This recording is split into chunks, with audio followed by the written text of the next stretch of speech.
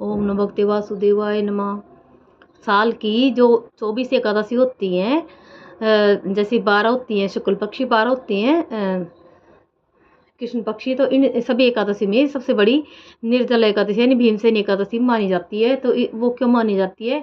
यानी नाम से निर्धारित है कि जैसे कि निर्जला यानी जिसमें जल का सेवन ना किया जाए, और वो भी ज्येष्ठ माह की भीषण गर्मी के अंदर जब जल का सेवन पूरे दिन ना किया जाए तो इससे कठिन व्रत कोई हो ही नहीं सकता। तो इसलिए इसको सबसे बड़ी एकादशी यानी कि सबसे कठिन व्रत इसको माना गया है, निर्जला एकादशी को। तो इस दिन कोई भी मनुष्य अगर इस दिन कोई व्रत करता है तो एकादशी के क्या क्या नियम होते हैं, तो जैसे कि सबसे पहले तो जैसे एकादशी के एक दिन पहले एक दसवीं के दिन सुबह जैसे एक समय भोजन करना है तो दसवीं के दिन सुबह एक समय भोजन करें सुबह के समय, और शाम के समय जैसे दातुन या फिर मंजन आप करते हैं तो दसवीं की शाम के समय आप कर सकते हैं। क्योंकि निर्जला एकादशी फिर कोई भी एकादशी हो तो उस दिन सुबह के समय दातुन या फिर मंजन नहीं करना चाहिए, वर्जित माना गया है हमारे शास्त्रों में इस दिन दातुन या मंजन का करना। इसलिए दसवीं के दिन शाम के समय आप दातुन या मंजन कर लें, और उसके बाद रात्रि को आप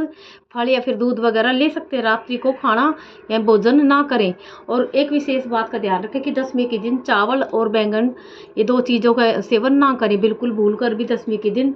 और एकादशी के दिन जैसे आपको व्रत करना ही होता है तो एकादशी के दिन सुबह जल्दी उठ करके भगवान से मन ही मन इस एकादशी को व्रत को पूरा करने का मन ही मन संकल्प करें, और भगवान से प्रार्थना करें कि आपका जो व्रत है निर्विघ्न समापन हो।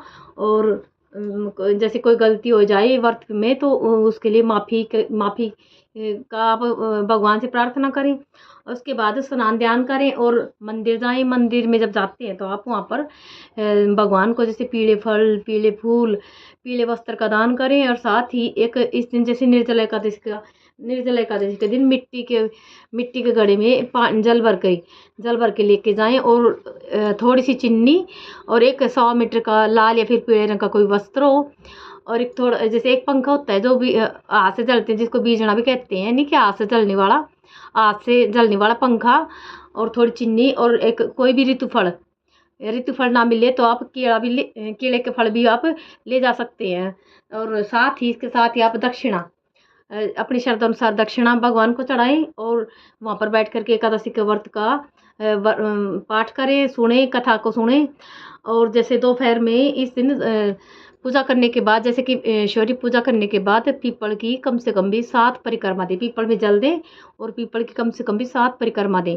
और साथ ही तुलसी में इस दिन जल नहीं दिया जाता, क्योंकि कहते हैं कि इस दिन एकादशी के दिन राधा रानी इस व्रत को करती है, तो इस दिन तुलसी में जल देने का हक सिर्फ राधा रानी को ही होता है। इसलिए एकादशी के दिन कभी भी तुलसी में जल ना दें। साथ ही तुलसी की 11 परिक्रमा जरूर भी करें इस दिन। और एक जैसे एक मंत्र होता है विष्णु भगवान का, ठाकुर जी का, कौन सा, कि ओम नमो भगवते वासुदेवाय नमः। जब भी आप पीपल की परिक्रमा करें या फिर तुलसी की परिक्रमा करें तो इस मंत्र का जाप करते हुए परिक्रमा करें।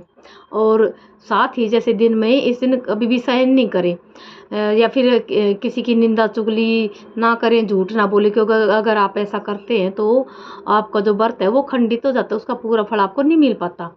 तो ऐसा कभी भी ना करें भूल से भी। और फिर शाम के समय आप 5 दीपक का दान जरूर भी करें इस दिन।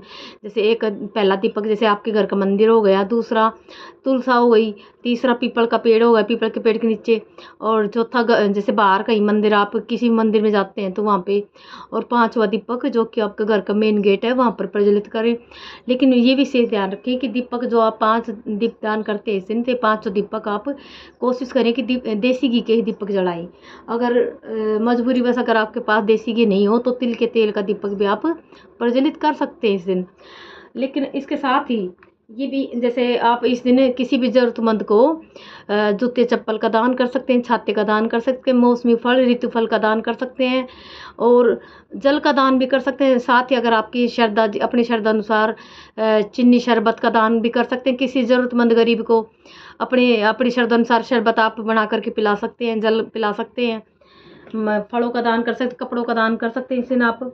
तो जैसे इस दिन जो भी ये सत्कर्म किए जाते हैं तो उनका फल क्या होता है कि इतना अनंत गुणा होकर आपको मिलता है कि यानी कि आप सोच भी नहीं सकते, यानी कि आपको इस दिन किए गए कोई भी आपके द्वारा किए गए कोई भी सत्कर्म, उनका फल आपको मल्टीप्लाई होके हज़ारों करोड़ों गुना वापस आपको मिलता है इस दिन।